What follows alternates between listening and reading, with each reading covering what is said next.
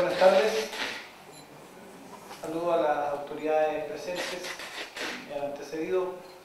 Saludo a mis colegas educadores, educadoras, docentes. Saludo particularmente a los hermanos y hermanas de Brasil que están acá, que es un agrado recibirlos. Espero puedan entender lo que yo falo.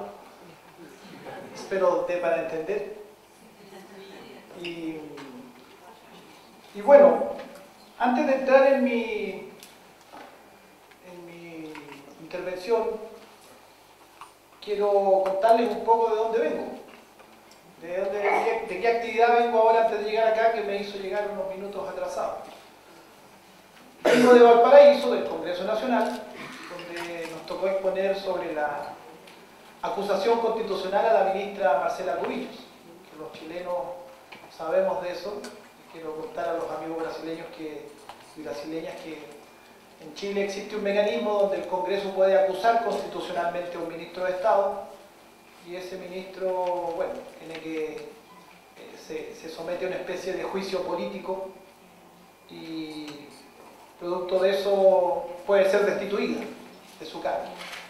Y si es destituida de su cargo, tiene una sanción de no solo no poder seguir ejerciendo su cargo, sino que queda inhabilitada por 5 años de ejercer funciones públicas. Entonces es un mecanismo bastante fuerte que tiene el Congreso, y la ministra de Educación, que ha sido una ministra muy defensora del modelo neoliberal, que ha sido muy, además, con un estilo muy autoritario, muy arrogante, muy impositivo. Nosotros como gremio docente venimos ahora saliendo de un paro, una greve de 51 días. 51 días estuvimos en paro recientemente, entre los meses de junio y julio. Y se extendió tanto este paro precisamente por su negativa a dialogar, por su nula disposición de solucionar el conflicto, apostando al desgaste de nuestro movimiento. Pero finalmente tuvo que sentarse a conversar en el día 26, llevábamos 26 días de paro, de huelga, y recién ahí en ese momento se sentó a conversar con nosotros. Y hoy día, entre los elementos que nosotros justificábamos para apoyar esta acusación constitucional y que los parlamentarios recibieron con bastante interés, fue que como ministra de Estado ella prolongó una huelga, un paro en demasía, lo extendió al no sentarse a conversar y dialogar.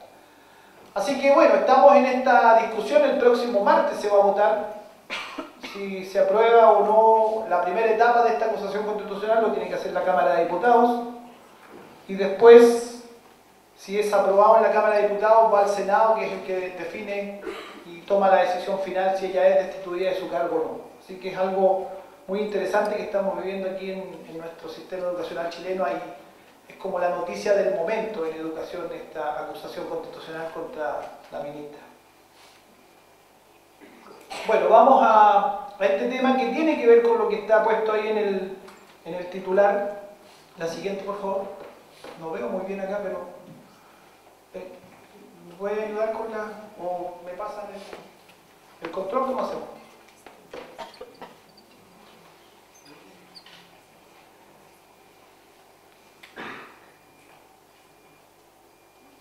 Bien, la primera, yo quisiera partir con una pregunta.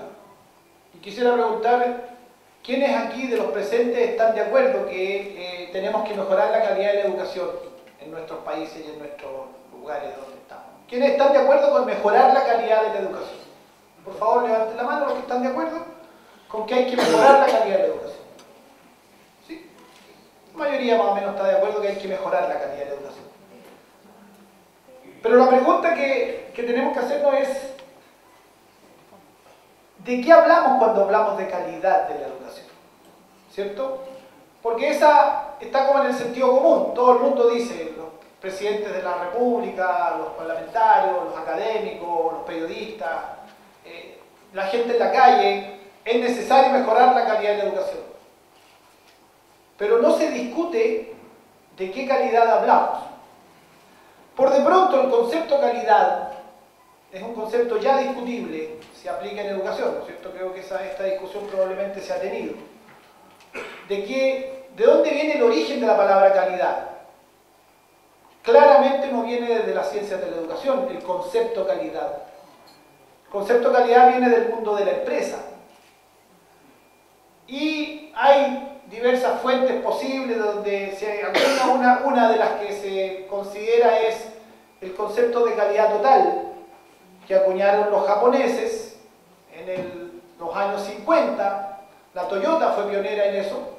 La Toyota era una empresa que en los años 50 no se conocía prácticamente en el mundo.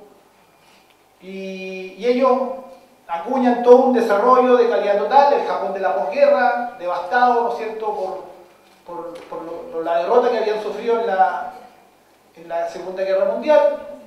Tienen que levantar su economía y tienen todo un plan de desarrollo y la Toyota fue uno de los pioneros.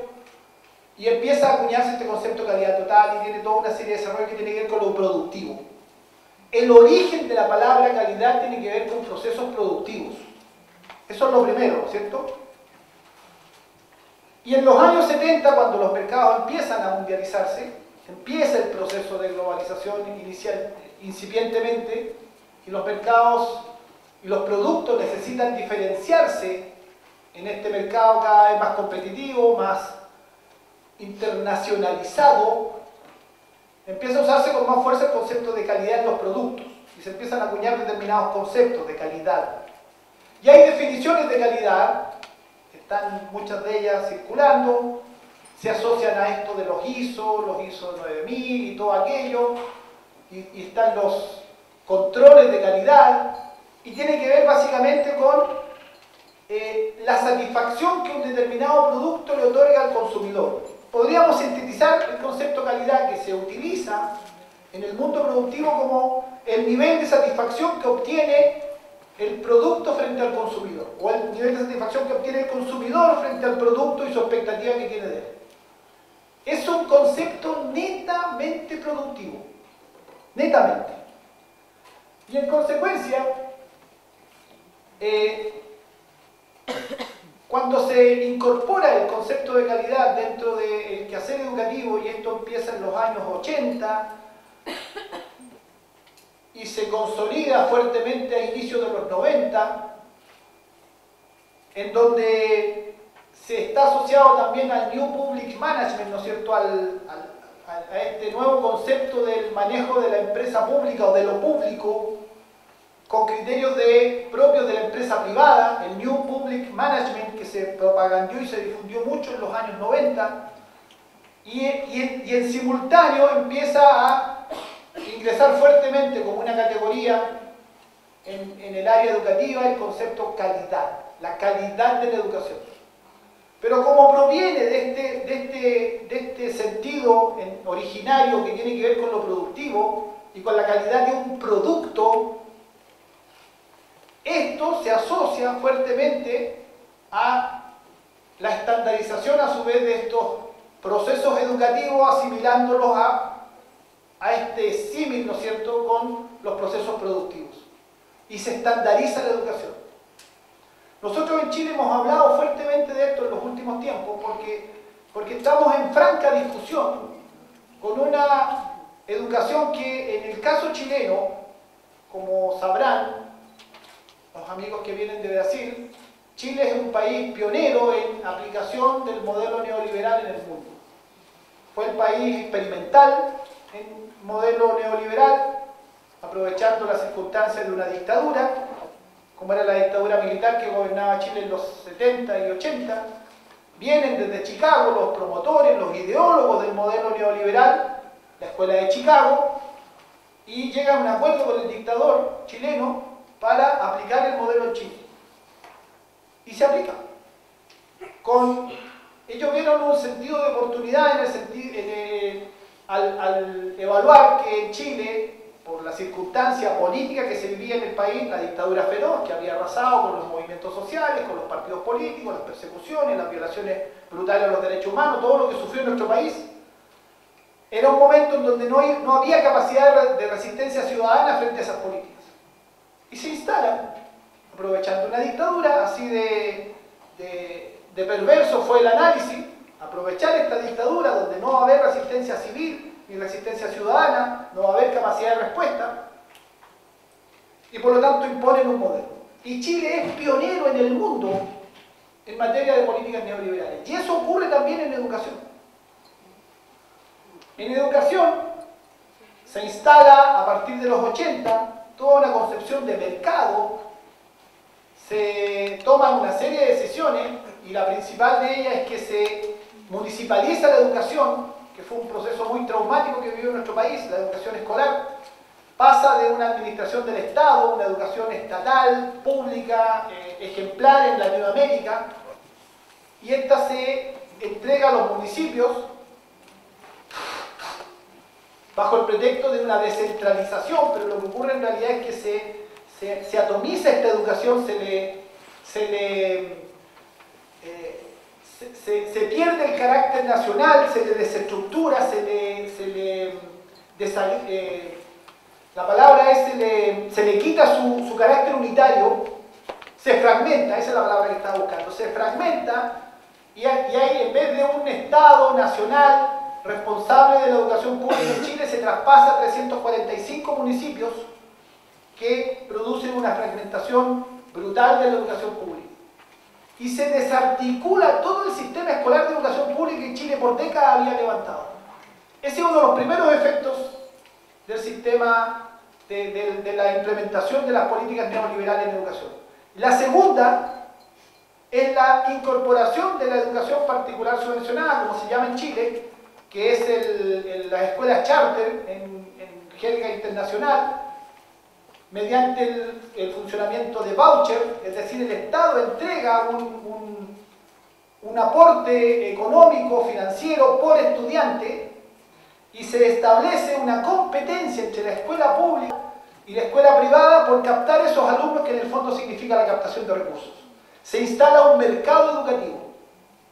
Un mercado educativo donde la escuela pública, asociado a esto a la incorporación del New Public Management y los criterios de administración de lo público bajo criterios de empresa privada, y entonces la escuela pública tiene que competir por captar clientes para poder financiarse. Y por supuesto la escuela pública en esa competencia es una competencia en total desventaja. En total desventaja por numerosos factores, que sería largo enumerar, pero el principal de ellos es que la escuela pública no selecciona. La escuela pública tiene una finalidad distinta, que tiene que atender a todos los estudiantes. Y el mercado educativo significa, al incorporar este factor de competencia, que la escuela pública quedó en una absoluta desventaja. Primero porque su gestión ya no corresponde al Estado y se entrega a municipios que no tenían ni capacidad ni vocación de administrar la educación de buena forma. Fue una experiencia absolutamente fracasada en Chile, la experiencia de los municipios administrando la educación, pero que además fue intencional. Y el tercer factor propio de la incorporación de las políticas neoliberales relevantes en materia educativa es la incorporación de también un mercado educativo en la educación superior. Y Chile, que tenía una tradición de universidades públicas, instalan las universidades privadas, que empiezan a crecer y empiezan a convertirse en un floreciente negocio que incluso se llega a transar en la bolsa, en sus acciones y en todo aquello. Y se abre un mercado educativo, lo que el presidente actual que tenemos en Chile, Sebastián Piñera, llega a calificar como la industria educativa. Lo llega a decir así, definido de esa forma, la industria educativa. Y define este mismo presidente, no en este periodo actual, sino en la anterior ocasión en que fue presidente, hace 8 años atrás, cuando dice que la educación es un bien de consumo. Y en realidad esa declaración que hace el presidente de la República, que fue muy cuestionada, tuvo un mérito, que en realidad él sinceró cómo ellos conciben la educación. Ellos entienden la educación como un bien de consumo, que se transa en un mercado educativo y que se adquiere según el poder adquisitivo que tenga la persona o la familia. Y para ellos eso está bien, es correcto. Eso comenzó con la dictadura en los años 80, mediados de los 80, de esto que estoy hablando. Entre el año 81 y el año 86 se produce todo este proceso. La dictadura militar en Chile duró hasta el año 90. A inicios de los 90, muchos teníamos la expectativa de que esto iba a cambiar con el advenimiento de la democracia. Suponíamos que se iban a revertir estas profundas reformas que se le habían hecho al sistema educacional incorporando toda esta lógica de mercado, pero ello no ocurrió. La transición chilena fue una transición que fue muy transada con la misma dictadura en muchos sentidos, y algunos de ellos fue que el modelo económico no se tocaría. Y el modelo económico no se tocó. Y efectivamente ocurrió que no solamente no se revirtieron esas reformas de instalación de la política neoliberal en educación, sino que este se fortaleció a partir de los años 90. El año 90, en materia escolar, la matrícula del sistema público correspondía más o menos a un 78% del total de la matrícula, y tras 20 años de democracia, entre aspas, tras 20 años de democracia, la matrícula pública había descendido al 38%. Y esa matrícula había drenado, se había trasladado hacia esta educación particular subvencionada, esta educación charter, subvencionada, financiada por el voucher que entregaba el Estado, y que era un floreciente negocio porque se empezaron a instalar verdaderas industrias. Efectivamente se empezó a instalar toda una industria de la educación con verdaderos complejos educativos, empresarios que tenían desde escuelas de primera infancia hasta universidades, como un negocio donde el riesgo era mínimo, con una inversión moderada desde el punto de vista del capital. Se instalaba un negocio que tenía financiamiento desde el Estado directamente, con muy bajo riesgo, y empezó a invertirse en eso. Y todo eso además aparejado con las políticas de estandarización. Como yo aquí no puedo ver lo que está ahí, tengo esa dificultad. La siguiente, por favor. En realidad quiero avanzar bastante más adelante, porque ahí, bueno, se van desarrollando algunos de estos conceptos que yo voy.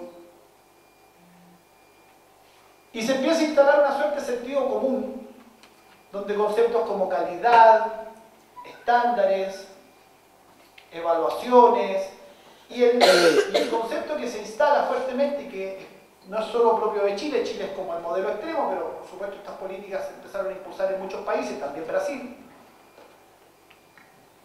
El famoso accountability.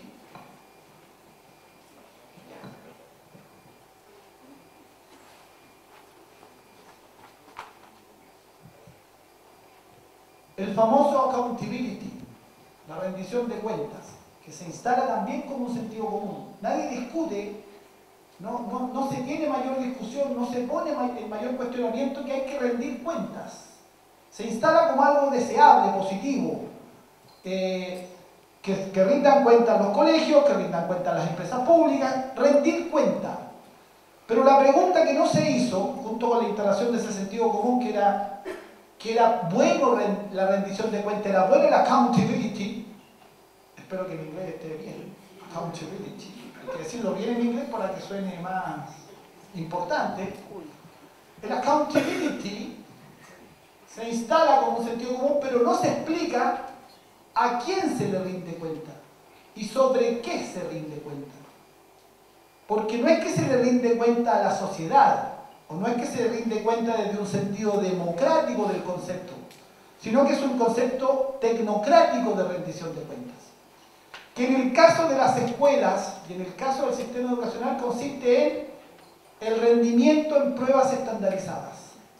La rendición de cuentas en el sistema escolar, que se instala brutalmente, es cuánto rindes en unas pruebas estandarizadas, que en el caso chileno es el CIMSE. ¿No le tendría que montar para que...? No, ahí estoy retrocediendo, ¿no? ¿Sí? No. Entonces se empieza a instalar un lenguaje, Se empiezan a instalar categorías que se asumen sin mayor discusión y se incorporan dentro de nuestro léxico. Y nosotros mismos nos sorprendemos hablando de la calidad de la educación. Reiteradamente, sin mayor reflexión de qué significa ese concepto de calidad. Y aquí está Vygotsky, que nos señala, ¿no es cierto?, como el lenguaje. En fin, para comprender el lenguaje ajeno nunca es suficiente comprender las palabras, es necesario comprender el pensamiento del interlocutor, pero incluso la comprensión del pensamiento, si no alcanza el motivo, la causa de la expresión del pensamiento, es una comprensión incompleta. Cuando nos hablan de calidad, está todo esto que hemos hablado, está detrás de esa conceptualización. Nos están hablando de procesos productivos, nos están hablando de un mercado, nos están hablando de una lógica que va mucho más allá de la palabra calidad. Hay una carga ideológica detrás de esa palabra. Y esa palabra se instaló en el sentido común. El gran triunfo de ellos, el gran triunfo de los Chicago que vinieron a negociar con Pinochet para instalar el modelo en Chile, es cuando lo instalan en el sentido común. Y cuando se instala en el sentido común es doblemente difícil volver a transformarlo. No imposible, pero bastante más difícil. Entonces, ¿qué entendemos por calidad en educación? Bueno, ahí está algunas de las cosas que yo he hablado. El problema hoy parece ser que no hay un cuestionamiento de qué se entiende por calidad, se parte del supuesto que todos entendemos lo mismo respecto a este concepto. No obstante, el concepto puede tener distintos significados para distintos actores sociales. Lo que nos interesa a nosotros como gremio docente es poner en cuestionamiento este concepto de calidad que por 20 años, 25 años en Chile no ha sido discutido mayormente. Y eso ha sido uno de nuestros objetivos de este periodo reciente en la discusión chilena. Discutir el SIMSE, Sistema de Medición de la Calidad de la Educación, eso significa SIMSE. Medición de la calidad de la educación. Es una prueba de matemáticas, lenguaje, ciencias. Después se agregaron algunos otros SIMSE, pero los principales son los de matemática, lenguaje. Se agregó un SIMSE de inglés, un SIMSE de educación física y un SIMSE de historia. Pero los principales, los que miden, los que determinan el futuro de la escuela, porque se estableció además un sistema de aseguramiento de la calidad en el año 2010, que finalmente cerró todo esto y lo conceptualizó en leyes. Y todo el sistema de aseguramiento de la calidad significa que las escuelas son medidas y categorizadas según el rendimiento que obtienen en estas pruebas estandarizadas. Según el rendimiento en estas pruebas estandarizadas, son categorizadas de escuelas eficientes, escuelas regulares o escuelas deficientes. Y las escuelas deficientes que reiteran sus malos resultados en estas pruebas estandarizadas son cerradas según la normativa. Cierran escuelas. Aquí el Estado cierra sus propias escuelas. Ahora hay amenazadas más de 200 escuelas de cierre porque han reiterado estos bajos resultados en las pruebas estandarizadas. Bajo esta concepción de calidad absolutamente restringida, reducida y muy pobre, porque supone que una escuela es de mayor o menor calidad en base a una prueba nacional que no tiene las contextualizaciones de en qué realidad desempeña su labor cada escuela, las mide a todas por igual, con la misma prueba es medida la escuela rica de un barrio pudiente, un barrio acomodado de Santiago, que una escuela rural en una zona, ¿no es cierto?, de alta población indígena que tiene otra matriz cultural, pero es la misma prueba, porque es la misma prueba nacional para todos, idéntica.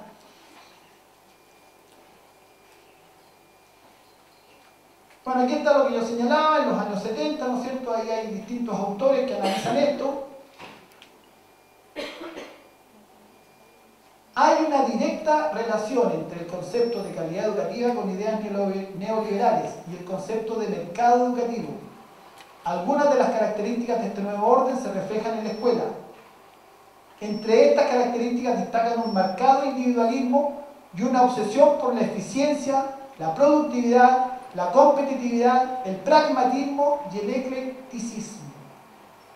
Finalmente, lo que estas conceptualizaciones que estamos discutiendo acá, que a ratos parecen discusiones políticas, ideológicas, tienen consecuencias prácticas en el quehacer de la escuela.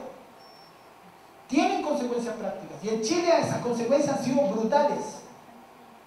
Las escuelas tienen una presión, hay un verdadero bullying que se hace a las comunidades escolares desde este sistema de aseguramiento de la calidad.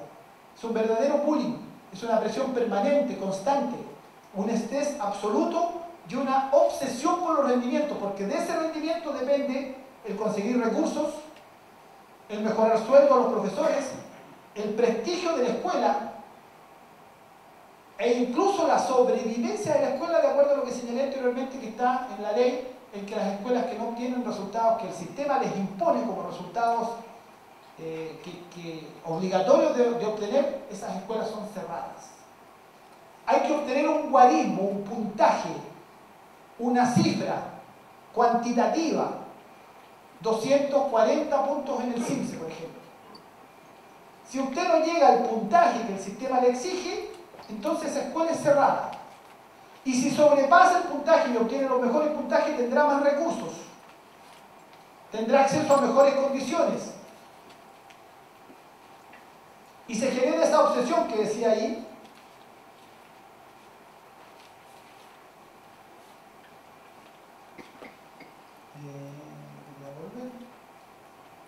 no sé qué estoy diciendo.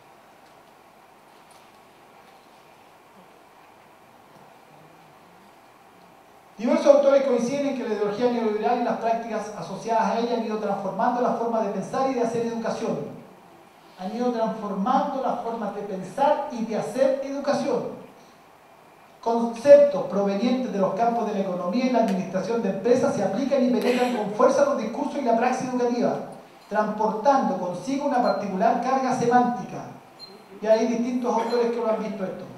Privatización, rendimiento de cuentas, énfasis en resultados, mejora de competitividad, medidas estandarizadas, proceso de acreditación internacional para asegurar la calidad y calidad total. Son solo algunos de los conceptos que han migrado de la administración de empresas a la administración escolar.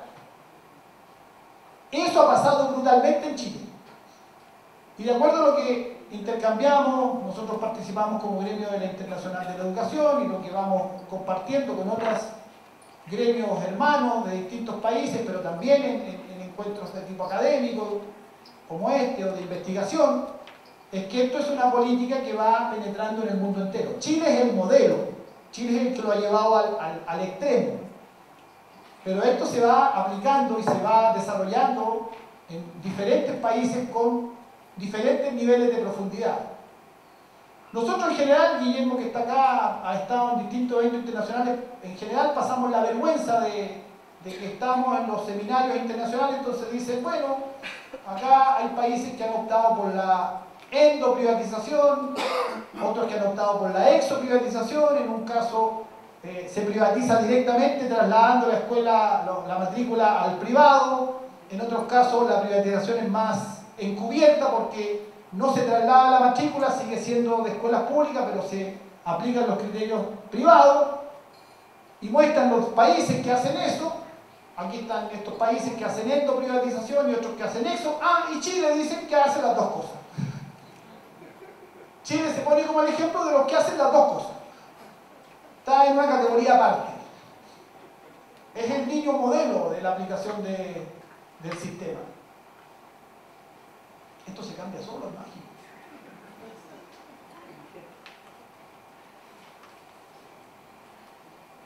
Las trampas de la calidad, Santo Guerra, un autor interesante que ha estudiado esto. La abusiva simplificación del concepto de calidad educativa señala como una de las trampas de la calidad. Esta simplificación se observa cuando primero se equipara la calidad con el rendimiento o la productividad y segundo, se la evalúa como un tipo de pruebas escasamente significativas de las tareas intelectuales más ricas: comprender, analizar, comparar, opinar, crear. En Chile, para rendir en el CIMSE esta prueba tan decisiva en el futuro de la escuela, lo que hay que hacer no es educar, hay que adiestrar para esas pruebas, porque son básicamente pruebas de memorización y pruebas de respuestas automáticas y mecanicistas. Y por lo tanto lo que se debe hacer es adiestrar, entrenar para esas pruebas. Y aquí se dedican gran cantidad de horas en las escuelas chilenas a entrenar para la prueba CIMSE. y no a educar en el sentido amplio, integral y profundo del término. Esa es la principal consecuencia negativa, aparte del estrés, la presión, la obsesión, la competencia, el individualismo, etc. Pero desde el punto de vista de la praxis misma, la gran cantidad de horas que la escuela, los docentes deben dedicar al entrenamiento de la prueba CIMSE, descuidando la labor educativa propiamente tal. Porque lo que importa es lo que se rinde en esa prueba. Ah, se cambió su horario. O algo hago yo que la cambio.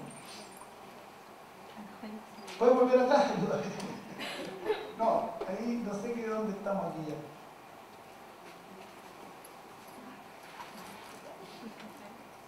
Una más atrás, por favor. Eso, la 2. La confusión. La misma se observa cuando se identifican algunas de las condiciones que posibilitan la calidad con la calidad misma. Entre estas condiciones se encuentran las buenas instalaciones, la baja relación alumno-docente, los abundantes materiales, los medios didácticos, etcétera, etcétera.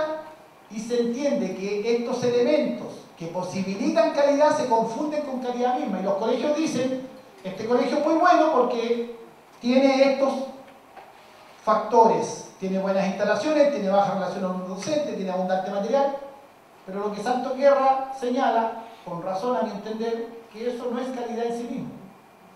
Por lo menos desde una idea de calidad que nosotros quisiéramos. La distorsión que deja al margen de la calidad elementos sustanciales a su definición, particularmente lo que tiene que ver con los juicios éticos. ¿Quedan todos los valores subordinados al rendimiento? Pregunta. Si no es así, ¿cuáles se subordinan y cuáles no? ¿Cómo nos posicionamos ante los que quedan excluidos del proceso educativo por su bajo rendimiento? Son preguntas que no resuelven, o son problemáticas que no resuelve esta pobre concepción de calidad basada en las pruebas estandarizadas. Se trata de lo que el autor llama la tecnificación de las evaluaciones de calidad. En la prueba CIMSE que ejemplificaba yo es un modelo de aquello. Con respecto a este particular, apunta que da la impresión de que solamente cuando hay un número y medida existe rigor y objetividad. Plantea a Santos Guerra como un problema que los fenómenos complejos no puedan ser abarcados por mediciones simples. La labor social que hace una escuela en un barrio de extrema pobreza y de alto nivel de violencia, por ejemplo, la labor de integración social que hacen los docentes en esa escuela, aun cuando su rendimiento en las pruebas estandarizadas no sea de los más altos. ¿Qué importancia tiene para el sistema? ¿O cómo lo pondera el sistema? ¿O cómo lo evalúa? ¿O cómo lo sistematiza en la idea de calidad? Cero. Eso no tiene manera de ser sistematizado mediante las pruebas CIMSE. Y por lo tanto esas escuelas son simplemente categorizadas como malas escuelas. O escuelas no eficientes, como dicen eufemísticamente acá. Son escuelas no eficientes, no son modelos. No se contextualiza qué tipo de estudiante atiende, cuáles son los contextos familiares, sociales, qué otros logros relevantes para la vida de esas personas logran en esa escuela. Eso no está ni contextualizado, ni valorado, ni mucho menos evaluado.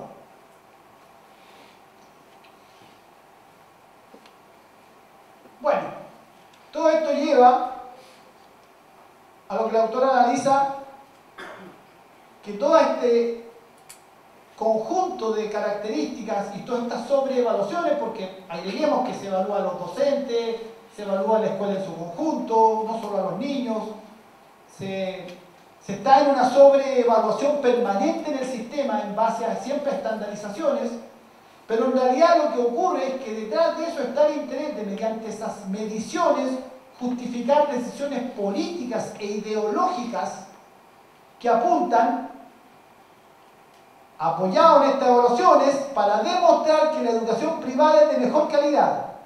Y por ello se justificaría aumentar el apoyo y el aumento de recursos a la misma, generalmente restando dichos recursos a la educación pública.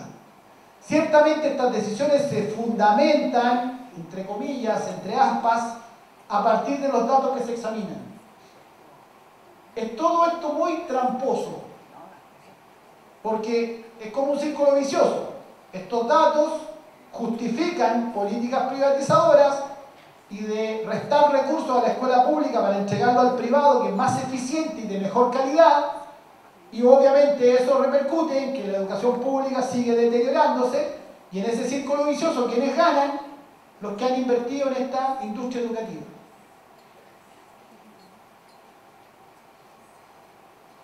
Entonces yo planteo ahora acá, y esto planteamos como gremio y estamos en esta discusión y en esta búsqueda como gremio, en aproximarnos a una conceptualización integral y compleja de calidad educativa. No esta conceptualización o esta definición pobre, ¿no es cierto?, restringida, reduccionista, que es la que está a la base de esta idea de educación, calidad de la educación igual rendimiento en pruebas estandarizadas. Y una propuesta de redefinición de la finalidad de la educación para avanzar a una concepción integral y no meramente económica. Y buscando fuentes, hay muchas fuentes posibles, pero hay una que nos pareció interesante, que es utilizar los objetivos de la educación según el párrafo primero del artículo 29 de la Convención sobre los Derechos del Niño. Los derechos del niño. Nos pareció que ahí podría haber algo de interés. Siguiente, por favor. ¿Y qué dicen los derechos del niño en el párrafo primero del artículo 29? Que la educación debe desarrollar la personalidad, las aptitudes y la capacidad mental y física del niño hasta el máximo de sus posibilidades. B. Inculcar al niño el respeto de los derechos humanos y las libertades fundamentales y de los principios consagrados en la Carta de las Naciones Unidas. C. Inculcar al niño el respeto de sus padres, de su propia identidad cultural, de su idioma y sus valores, de los valores nacionales del país en que vive, del país del que sea originario y de las civilizaciones distintas de la suya. Siguiente, por favor. D. Preparar al niño para asumir una vida responsable en una sociedad libre, con espíritu de comprensión, paz, tolerancia, igualdad de los sexos y amistad entre todos los pueblos, grupos étnicos, nacionales y religiosos y personas de origen indígena. E. Inculcar al niño el respeto del medio ambiente. Interesantes los objetivos de la Declaración Universal de los Derechos del Niño, ¿no? Muy interesante, bastante más interesante que los principios de la Toyota. Bastante más, me parece. No estoy en contra de los autos Toyota, son muy buenos, pero constructor de autos a tus autos y educadores a tu educación. Si aceptamos que en dicha definición están los fines esenciales de una buena educación, entonces coherente con ello sus 5 puntos deberán ser desarrollados armónicamente y la calidad de la educación debería estar en estrecha relación con esos fines. Porque estos fines en realidad están declarados también en los planes y programas y en las definiciones educacionales.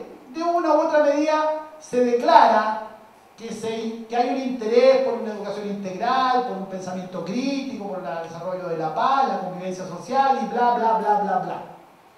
La Ley General de Educación en Chile, siempre ponemos este ejemplo, no está ahora acá, pero uno lee su artículo 2 de la Ley General de Educación y uno llora de emoción. Y si está comenzando a leer, dice, pero fantástico, porque es algo parecido a esto.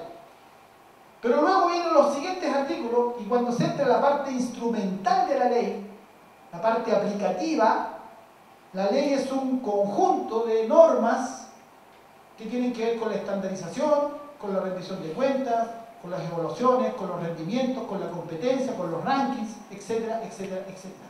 Y no con esa definición primera, genérica, que está a la base. Entonces nosotros reclamamos acá en esta... Vuelvo por favor un poquito. Reclamamos acá que debe estar en estrecha relación cómo evaluamos la calidad de la educación. Con esos puntos debe existir coherencia. Entonces, si esos son los fines esenciales de una buena educación, entonces coherente con ello, la palabra coherencia, esta palabra es la que hay que rescatar, coherencia, con sus 5 puntos deben ser desarrollados armónicamente y la calidad de la educación debe estar en estrecha relación con esos fines.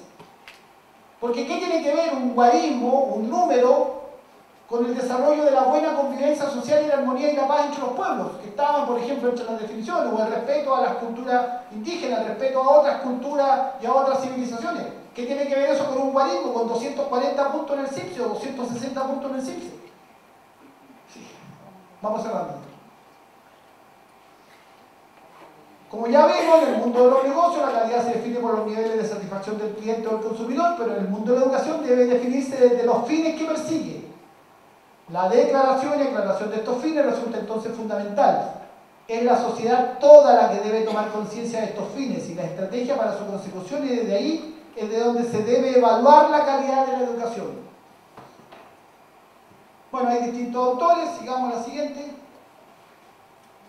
Se requiere una nueva conceptualización de calidad de la educación, la que debe dar cuenta de los fines de esta, la complejidad que implica esos fines y la integralidad de los aspectos que debe abarcar. Consecuentemente, formas de evaluación también complejas e integrales. Es claro que el concepto neoliberal de educación está completamente superado y además no ha cumplido con ninguna de sus premisas ni promesas. Se requiere un nuevo concepto de calidad de la educación y este debe construirse socialmente, esto es muy importante, a partir de los fines educativos definidos en la Declaración de los Derechos del Niño, que apunta a una conceptualización compleja e integral. En tal sentido, explicitamos la que para nosotros debe ser la gran finalidad de la educación: formar buenas personas. ¿Y qué significa buenas personas? Personas libres, solidarias, creativas y felices. Esto que parece una simpleza extrema y podría parecer casi una ingenuidad, si es que este fuera realmente el objetivo principal y la finalidad de la educación y de todo el sistema educativo, todo lo demás viene como consecuencia de aquello. Buenas personas que sean libres, solidarias, creativas y felices van a darnos una convivencia social adecuada, nos van a dar un país más inteligente, más productivo, un país más competitivo incluso, que palabra que les gusta tanto a ellos, un país más integrado, un país desarrollado en un sentido integral del término. Así es que nosotros proponemos esta simpleza y esta ingenuidad como las grandes finalidades y los grandes objetivos de la educación. Muchas gracias.